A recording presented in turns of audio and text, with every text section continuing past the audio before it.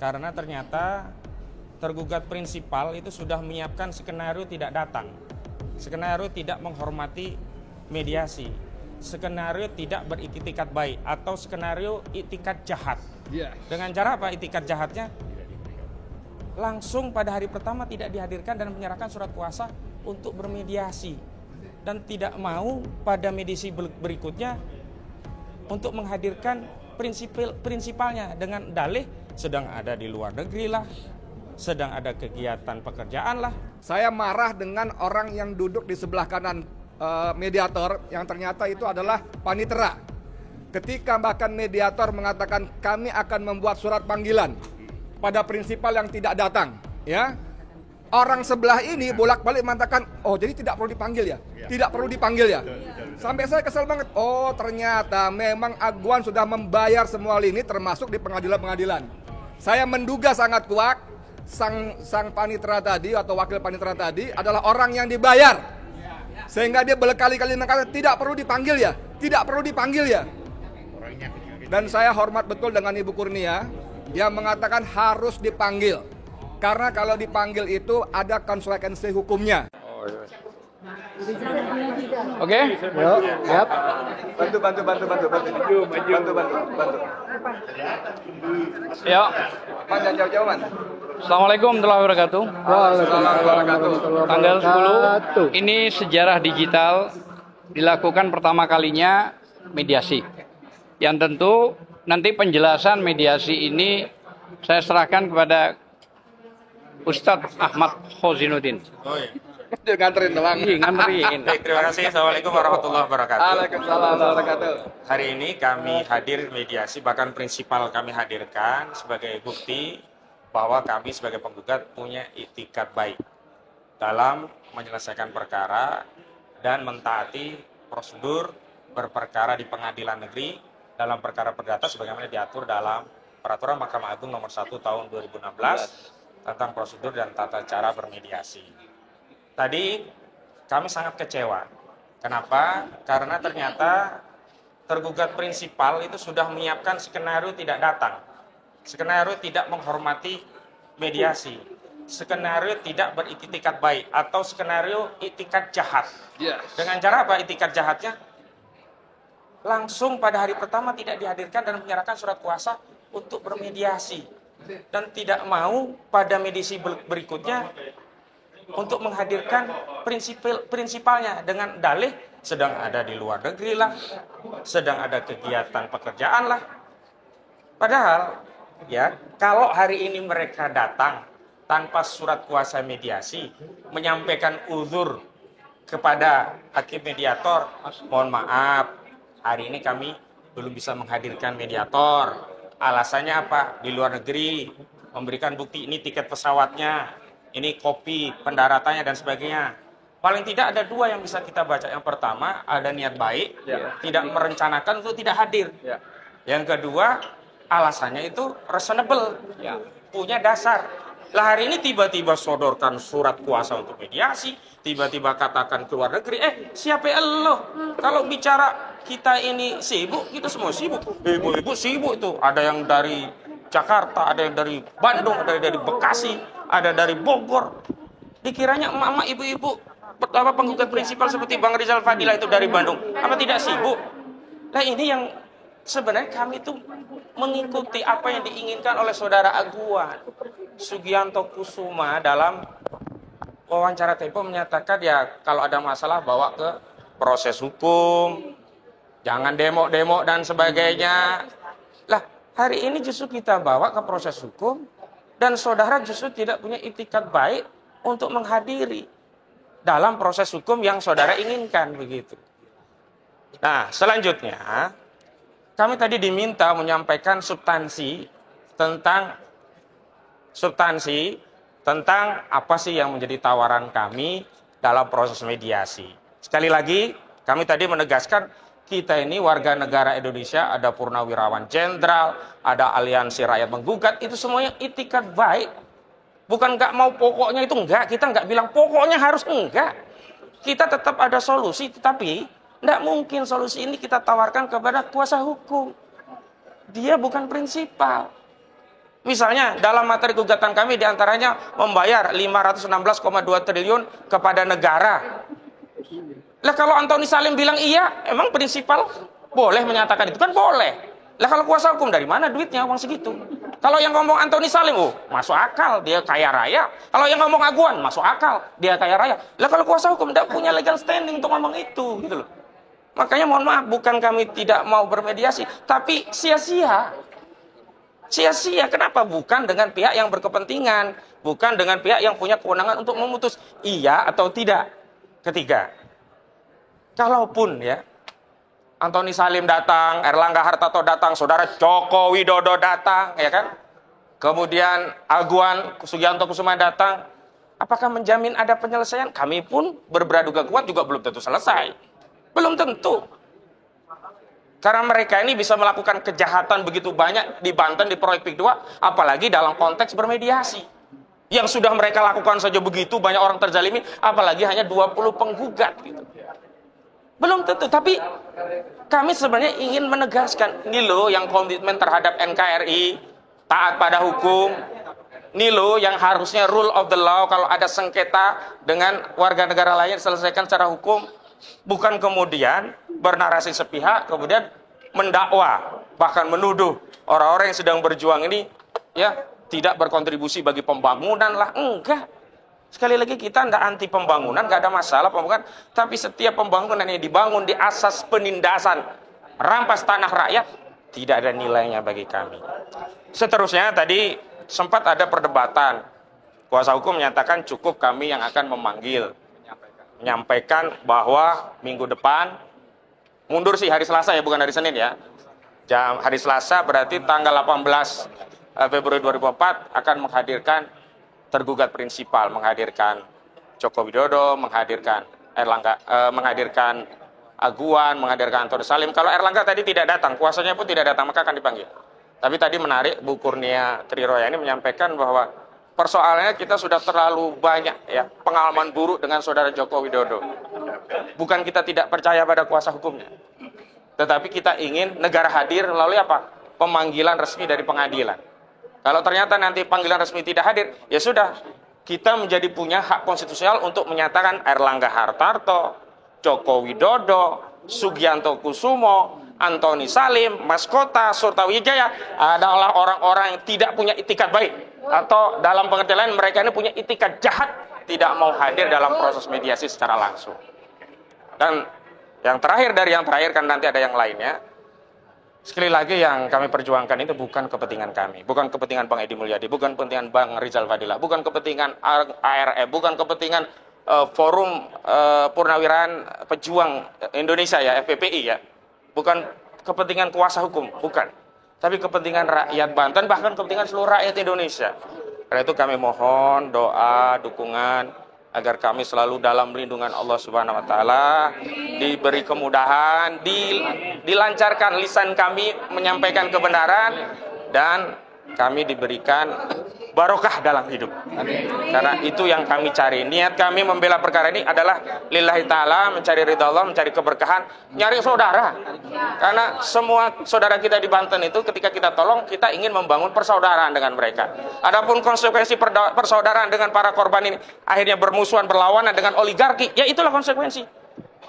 Dunia ini hitam putih, gak ada yang kemudian melebur jadi abu-abu, tidak. Dan kami siap mengambil harga berlawanan dengan oligarki dalam rangka membela saudara kami di Banten yang terzalimi. Orang-orang yang tidak tahu korban itu bisa saja mengatakan, oh ini hanya pembangunan, oh ini indah, oh ini seperti Singapura.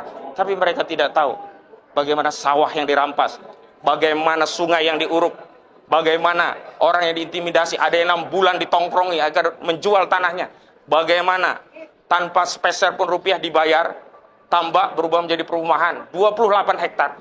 Ini semua kami menyaksikan. Dan pagar laut, sampai hari ini pagar laut tidak ditemukan siapa yang naruh itu pagar. Malah yang ada justru kebakaran Kementerian ATR. Jadi ini sebenarnya kebakaran atau dibakar? Ini kita kan tanda tanya begitu ya. Ya, kenapa? Karena tidak mungkin Kementerian ATR tidak tahu terhadap produk hukum, baik itu SHGB atau SHM yang diterbitkan Kantah BPN Kabupaten Tangerang. Walaupun dalihnya itu kewenangan dari BPN Tangerang, iya. dari sisi besihing, ya produk keputusan tata usaha negara ini memang kewenangan dari BPN Tangerang, tetapi tidak mungkin tanpa koordinasi, minta arahan, petunjuk, bahkan persetujuan dari institusi di atasnya, entah itu Kanwil, bahkan Kementerian ATR atau Kepala BPN. Sehingga mari rakyat kita kawal kasus ini sampai tuntas. Kita kawal kasus ini sampai yang salah benar-benar masuk penjara. Kita kawal kasus ini sampai rakyat kembali merdeka setelah dijajah oleh oligarki rakus perampas tanah rakyat. Assalamualaikum warahmatullahi wabarakatuh. Ya, Bang Edi dulu. Jadi ini diacarakan sama. Oke. Bismillahirrahmanirrahim. Assalamualaikum warahmatullahi wabarakatuh. Pertama sekali saya ingin mengucapkan terima kasih pada tim lawyer kita yang luar biasa. Alhamdulillah teman-teman ini bekerja semuanya pro bono, hanya berharap ridha Allah, ya. Bang Azam, Bung Hosin, lalu ada Kurnia, Ibu dan yang lain-lainnya, luar biasa semuanya. Kita nggak bisa bayar, Allah yang akan membayar semuanya, insyaallah, ya, dengan balasan yang lebih baik, lebih banyak lagi, amin. Kemudian seperti dikatakan oleh Bung Hosinuddin tadi, memang situasinya dari awal kita dari prinsipal dan penggugat memang sudah, ada kutip kalau istilah saya, mohon maaf kalau nggak pas, patah arang, ya, patah arang, karena memang tidak ada kata damai dengan para perampas, para penjahat perampas tanah rakyat, ya. Bahwa kalau kita duduk, hadir, datang itu semata-mata kita menghormati proses hukum, ya, institusi negara yang memang disediakan untuk itu. Permohonan nomor berapa tadi gitu, ya. Cuman tadi gini loh, ini memang tadi Bung Ahmad di dalam juga sudah menekankan, mengutip Perma itu mengatakan, menegaskan bahwa prinsipal harus hadir dengan atau tanpa kuasa hukum. Nah, ini ditekankan sekali, sampai saya kali ini salut dengan mediator kita, sampai menekankan bahwa kalau kalian tidak bisa menghadirkan prinsipal, berarti kalian tidak punya etikat baik. Istilahnya begitu, etikat baik, ya, kita sebut etikat baik. Tidak punya etikat baik. Dan Bung Hausin tadi langsung mengatakan berarti kalian memang beritikat jahat, bukan cuma buruk. Saya suka sekali diksinya, jahat, ya, gitu. Nah, cuman yang saya menjadi miris adalah bahwa kalau para kuasa hukum itu oke lah, itu orang-orang bayaran yang menerima remah-remah dari kejahatan bandit-bandit itu setelah merampas menzalimi rakyat. Mereka dibayar berapa-berapa itu remah-remah. Cuman yang ini persepsi saya pribadi, mungkin tidak sama dengan pendapat teman-teman atau pada penasihat hukum. Saya marah dengan orang yang duduk di sebelah kanan mediator yang ternyata itu adalah panitera. Ketika bahkan mediator mengatakan kami akan membuat surat panggilan pada prinsipal yang tidak datang, ya. Orang sebelah ini bolak-balik mengatakan, oh jadi tidak perlu dipanggil, ya? Tidak perlu dipanggil, ya? Sampai saya kesel banget. Oh ternyata memang aguan sudah membayar semua lini, termasuk di pengadilan-pengadilan. Saya menduga sangat kuat sang panitera tadi atau wakil panitera tadi adalah orang yang dibayar, sehingga dia berkali-kali mengatakan tidak perlu dipanggil, ya, tidak perlu dipanggil, ya. Dan saya hormat betul dengan Ibu Kurnia yang mengatakan harus dipanggil. Karena kalau dipanggil itu ada konsekuensi hukumnya, ya. Tidak cukup dengan kami akan upayakan. Kami akan upayakan memberitahukan. Saya tidak percaya.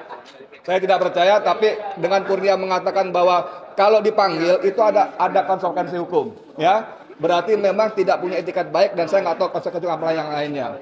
Tapi saya ingin mengenalkan lagi bahwa semua proses mediasi ini kita hanya ikuti prosedur formal saja. Prinsipnya kita tidak akan ada damai dengan para penjahat perampas uang rakyat. Tadi dikatakan bahwa kehadiran prinsipal itu penting, walaupun Bung Ahmad mengatakan kendati walaupun aguan datang, Jokowi datang, Erlangga datang, dan semua bandit-bandit tadi semua datang, itu juga tidak menjamin akan terjadi perdamaian.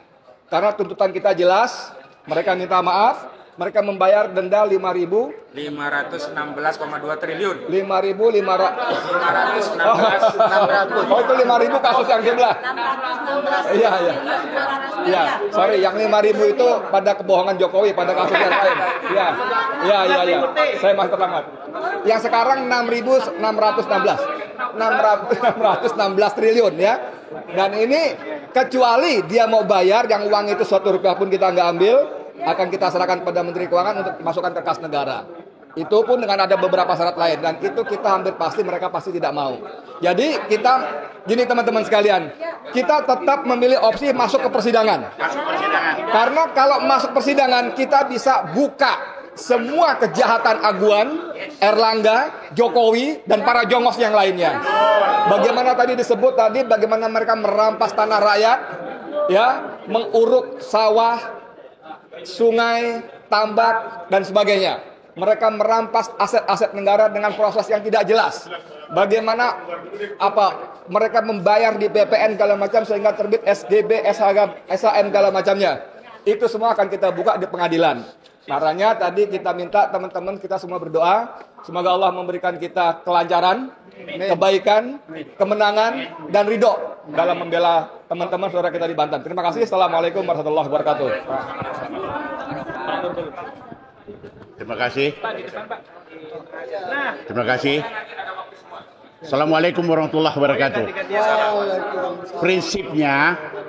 Prinsipal dari Aguan CS ke bawah harus dihadirkan dan ikuti pemanggilan dari pengadilan sini. Hormati marwah hukum. Ini pengadilan. Ini hukum di sini. Tegakkan hukum. Terima kasih. Assalamualaikum warahmatullahi wabarakatuh. Prinsipal semua dulu. Ya. Prinsipal. Ya. Assalamualaikum warahmatullahi wabarakatuh. Saya termasuk prinsipal dalam kasus ini. Sekarang agendanya agenda mediasi. Mediasi itu perdamaian, begitu intinya. Tapi dalam hukum itu berlaku civis pacem para bellum. Artinya kalau mau damai siapkan perang. Gitu. Jadi kita sebagai penggugat ini sudah siap perang secara hukum, gitu ya. Karena untuk akhirnya bisa mencapai keseimbangan, equilibrium, gitu, tentang mengembalikan lagi hak-hak rakyat yang telah dirampas oleh Aguan, Antoni Salim, Erlangga, Jokowi, dan teman-teman yang lainnya. Jadi kita memang sudah siap perang hukum di sini. Itulah yang kita sebut tadi dengan kalimat siap masuk ke pokok perkara. Tapi sekarang kan area damai. Nah, untuk damai ya siap perang. Itu satu poin utama. Kedua, bahwa Aguan katanya sedang ke luar negeri. Jangan-jangan kabur. Gitu ya. Menurut saya ini harus dicekal cepat-cepat. Gitu. Ini ada pertanda. Ini sinyal bahwa Aguan mau kabur. Sekarang sudah ada bukti di luar negeri, katanya kan begitu. Jadi cegah sekarang imigrasi atas Aguan, atas Antoni. Jangan sampai orang yang berbuat zalim, jahat kepada rakyat dibiarkan kabur. Yang ketiga, tadi sudah disampaikan bahwa setelah dipanggil harus hadir sekurang-kurangnya dengan video call. Tapi kuasa hukum kita hebat.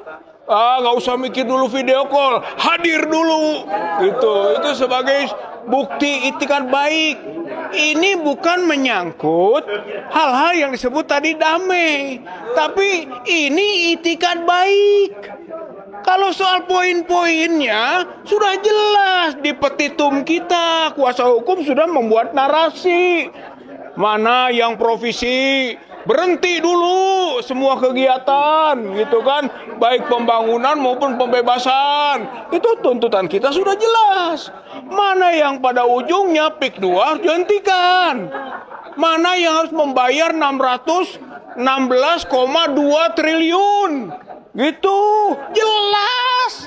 Itu mah tinggal mereka mikir aja mau nggak jalankan itu. Begitu, nggak mungkin kita mundur-mundur itu mah. Gitu, resume itu sekitar itu. Jadi kata kuncinya, punya itikat baik tidak dia? Punya penghormatan tidak kepada rakyat Indonesia, kepada rakyat Banten? Begitu.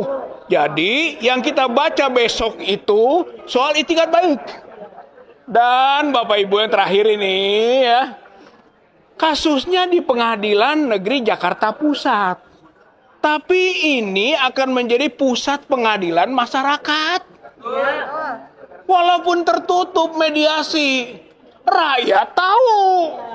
Begitu, rakyat bisa baca siapa Aguan. Rakyat bisa baca siapa Antoni Salim. Rakyat bisa baca siapa Joko Widodo. Siapa juga Erlangga. Siapa tadi para kroco-kroco lainnya. Gitu. Jadi, hei masyarakat bangsa rakyat Indonesia, lihat walaupun sidangnya tertutup mediasi, baca mereka. Mereka adalah orang-orang jahat. Mereka adalah pengkhianat. Mereka adalah penjajah. Mereka adalah perampas tanah-tanah bangsa kita sendiri. Oleh karena itu, kita siap melawan. Siap melawan secara hukum. Civis, pacem, para, bellum. Kalau mau damai, siapkan perang. Allahu Akbar.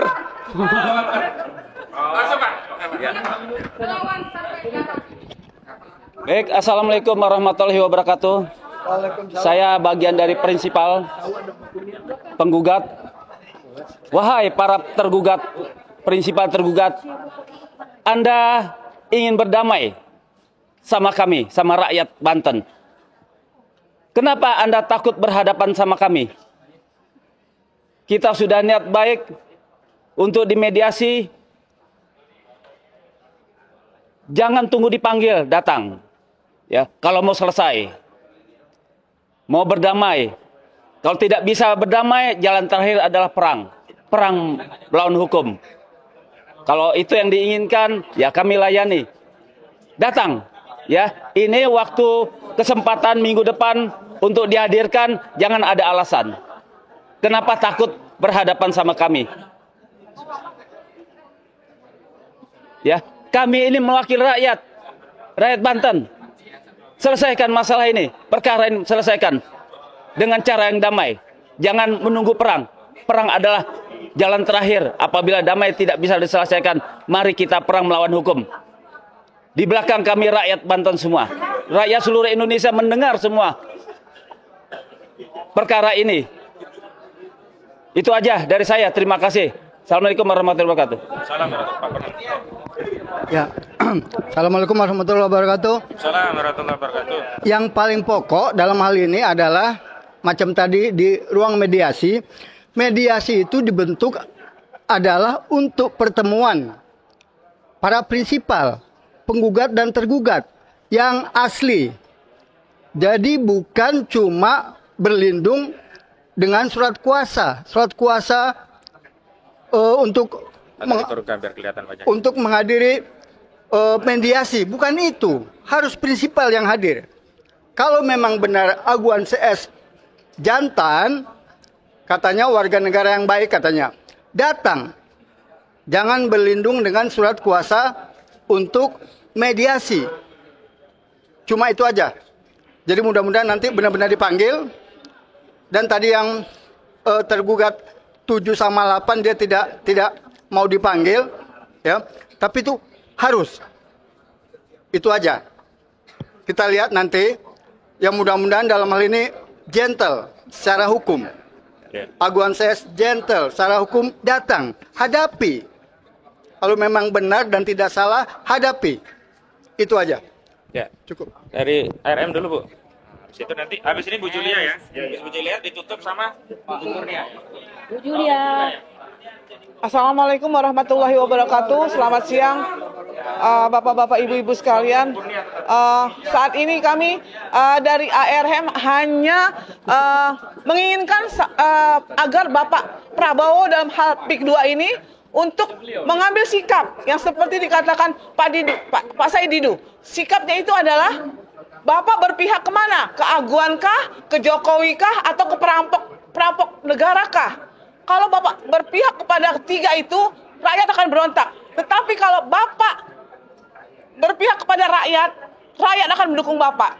Tolong PIK 2 diurus dengan benar, Pak. Dibatalkan. Semua PSN yang berhubungan dengan kejahatan-kejahatan negara harus dibatalkan. Bukan hanya di PIK 2 saja. Mungkin ini seluruh Indonesia, sepanjang pantai Indonesia sudah dikuasai oleh Cina rakus, Cina jahat. dari mulai Morowali, Sabang, Rempang, semua sudah dikuasai. Terutama Banten, PIK 2 harus dibatalkan. Pak Prabowo, sekali lagi, rakyat mengingatkan Bapak, supaya Bapak adil terhadap rakyat, jangan berpihak, dan putuskan mata rantai Bapak kepada perampok, penjahat, dan Jokowi. Terima kasih. Wassalamualaikum warahmatullahi wabarakatuh. Assalamualaikum warahmatullahi wabarakatuh. Saya sebagai rakyat Indonesia yang hadir hari ini melihat bahwa mediasi kita tidak berjalan dengan lancar. Advokat-advokat kita sudah bermaksud baik, berniat baik, tetapi saya sebagai rakyat yang kritis agak heran ada sesuatu yang aneh yang terjadi pada kasus ini. Kenapa? Pada saat tadi dikatakan bahwa rakyat kita di Banten dizalimi, persekusi, kemudian dilakukan segala kezaliman atau segala penganiayaan terhadap rakyat Banten, mengapa ada pihak lain dari pihak Aguan memasarkan PIK 2 secara yang aneh sekali berbahasa Mandarin atau tepatnya bahasa Cina, sehingga saya rakyat bertanya, tampaknya mereka menjual tanah di negara Banten kepada rakyat negara Cina. Sehingga saya bertanya, selama ini ada kata-kata Pak Prabowo tidak boleh ada negara dalam negara Indonesia. Apakah negara itu negara Cina? Saya tanya kepada Aguan, saya tanya kepada Antoni Salim, saya tanya kepada Pak Jokowi, apakah pembangunan PSN di PIK 2 itu ada hidden agenda, ada agenda tersembunyi bahwa ada rencana invasi negara asing ke negara kita, supaya rakyat tahu bahwa ini bukan sekedar Aguan saja, ataukah Aguan saja, apakah ada backup dari negara Cina. Saya hanya bertanya saja, kenapa diiklankan dalam bahasa Cina, bukan bahasa Inggris, bukan untuk negara Inggris, Amerika, atau Jepang misalnya.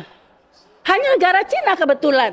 Nah, kalau itu ada hidden agenda, kemudian terjadi negara dalam negara, maka saya katakan kepada Pak Prabowo sebagai Panglima tertinggi, kepada Panglima, kepada para KSAL, KSAU, dan KSAD, negara dalam bahaya.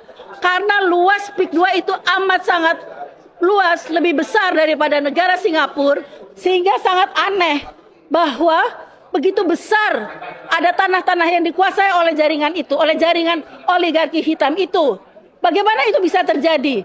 Siapa yang melakukan korupsi, kolusi, ataupun nepotisme di kalangan pejabat kita, penguasa kita di daerah itu, dalam hal ini rakyat Banten, karena banyak di seluruh daerah Indonesia. Sudah dikatakan banyak sekali ada Rempang dan segala macam yang kita semua rakyat sudah tahu. Pasti ada kong kali kong. Nah, kalau misalnya itu terjadi korupsi, nepotisme, maksud saya KKN, korupsi, kolusi, nepotisme, itu sudah melanggar aturan.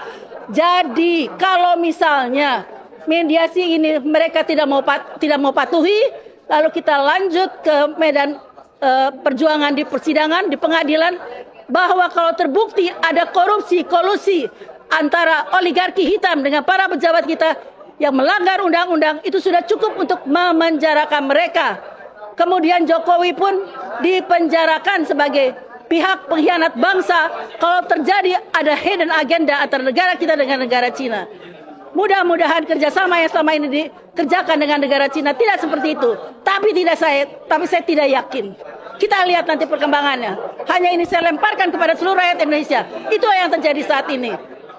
Terima kasih. Assalamualaikum warahmatullahi wabarakatuh. Enggak, saya. Enggak, ibu ngomong. Terakhir.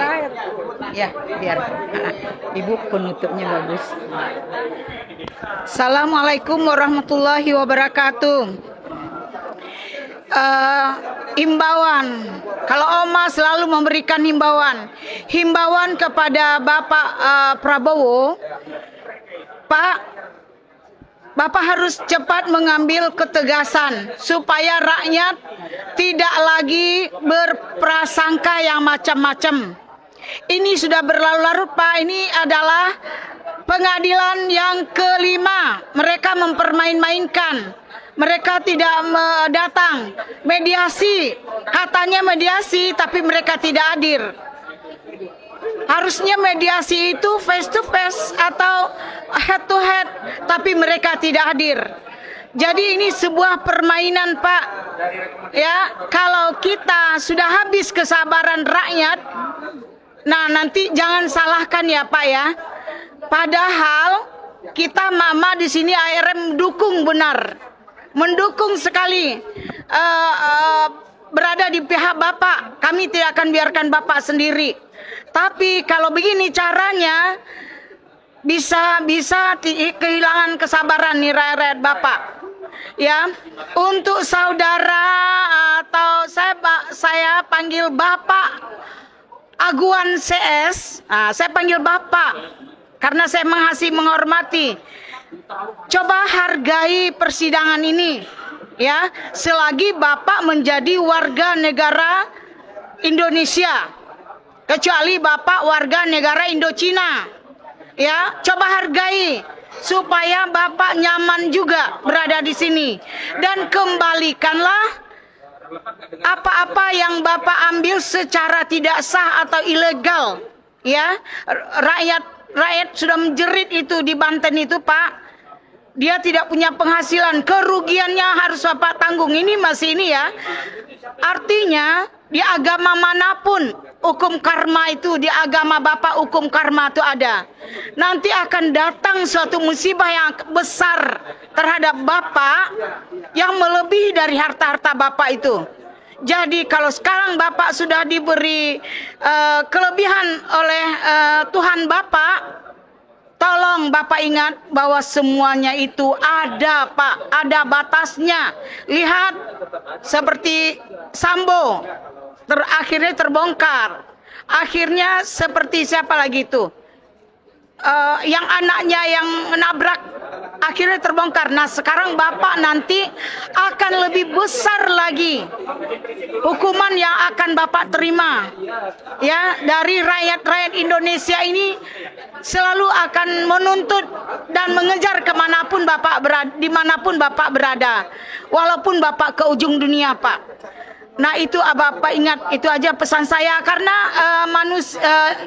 rakyat Indonesia ini masih bisa diajak damai, Pak, masih baik hati.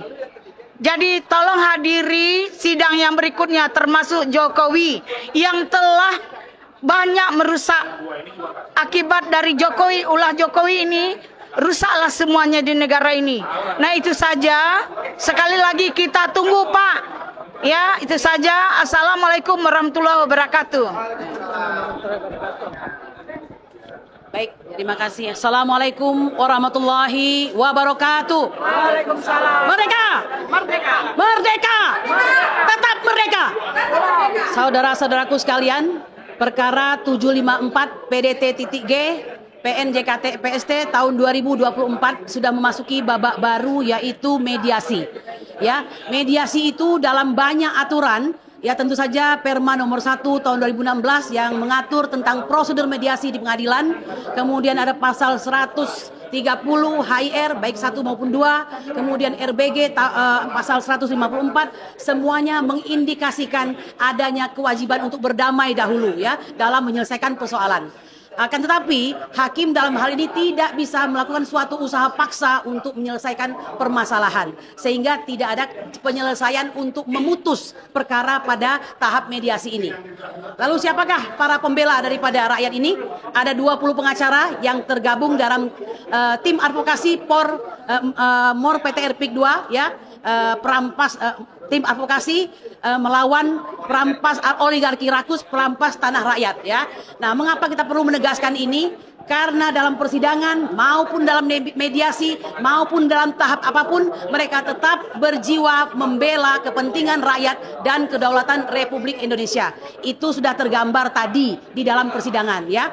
Jika Anda mengenal kata-kata bijak, solus populi Suprema Lex Exto, bahwa keselamatan daripada rakyat itu adalah suatu prioritas utama, maka mohon maaf ya, kami melihat ini ada satu upaya daripada pengacara pihak lawan yang berusaha merubah kata-kata bijak ini menjadi solus oligarki Suprema Lex Exto. Jadi keselamatan oligarki merupakan suatu prioritas utama. Ya, ini bukan fitnah ya. Kami ingin mengatakan, sudah seharusnya jika yang Anda maksud dengan berdamai itu bukan berdamai untuk kong kali kong, ya, bukan berdamai untuk saling kedip mata, ya, berapa yang kau mau, berapa yang kau minta untuk bisa menyelesaikan masalah, bukan itu ya. Apa yang dimaksud dengan berdamai itu?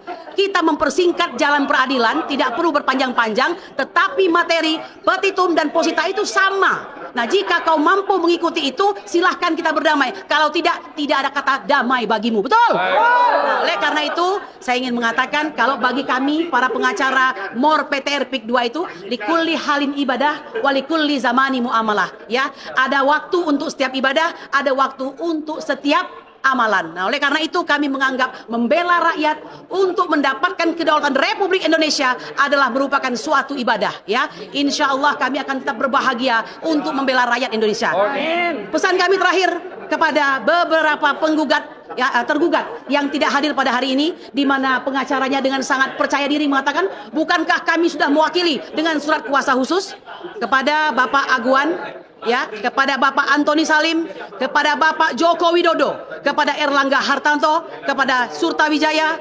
satu lagi itu? Satu lagi siapa? Bukan, satu lagi? Ya sudahlah, pokoknya mereka itu ya yang tidak hadir. Saya ingin mengatakan, bukankah sedemikian lama kami mengharapkan pertemuan dengan Bapak Joko Widodo ya, untuk mendengarkan langsung apa alasan beliau di balik pemberian PSN tersebut. Inilah masanya Pak untuk menyampaikan kepada rakyat ya. Inilah masanya. Mengapa? Karena kami ingin melihat apakah Anda seorang satria ya yang memberikan PSN dengan maksud mulia, atau Anda tidak lebih daripada pecundang yang hobinya cawe-cawe bersama oligarki. Betul? Nah, oleh karena itu terakhir saya mengatakan, Pak, stoplah cawe-cawe. Negeri ini sudah ada yang memimpin. Yang memimpin adalah Presiden kami Prabowo Subianto. Ya, untuk sementara Anda istirahatlah dengan tenang, sembari mengingat dosa-dosa Anda, hadir di persidangan untuk memberikan penjelasan. Kami siap menantang Anda. Subhana rabbika rabbil izzati amma yasifun. Wassalamualaikum warahmatullahi wabarakatuh. Merdeka! Ini buku sejarah Jokowi 2 kali ini curang. Pak, lihat ya, ini buku sejarah. Jokowi tidak bisa menghindar, ya. Nah, Jokowi tidak bisa menghindar. Dia curang berapa kali? 2 kali. Ini terakhir aku berdiri di depan MK ya, bersama teman-teman. Pak Prabowo yang saya cintai, termasuk rakyat Indonesia. Tolong ini jangan dibela-bela Jokowi sedikit pun. Iya ya, ini masalah aguan dengan ini shift 2 ya, harus diselesaikan secepatnya, baru menyusul ditangkap secepatnya Jokowi ya. Ini bukti kecurangan bisa dibuka semua, ada di mana dia, ada isinya semua di dalam ya, ada isinya semua di dalam, tercatat itu ya. Tolong ditangkap secepatnya Pak, jangan main-main. Dan hakim itu bayaran, dia tidak pernah selesaikan semuanya itu ya. Masalah apa ya, ijazah palsu tidak pernah terjadi dia hidangkan ya. Coba dibuka, ini ada semua ya, ada ya, ini asli bukan hoax. Saya dikasih di rumahnya Ibu Titi di ini. Merdeka ya. Itu ada cucu kita semuanya. Terima kasih. Assalamualaikum warahmatullahi wabarakatuh.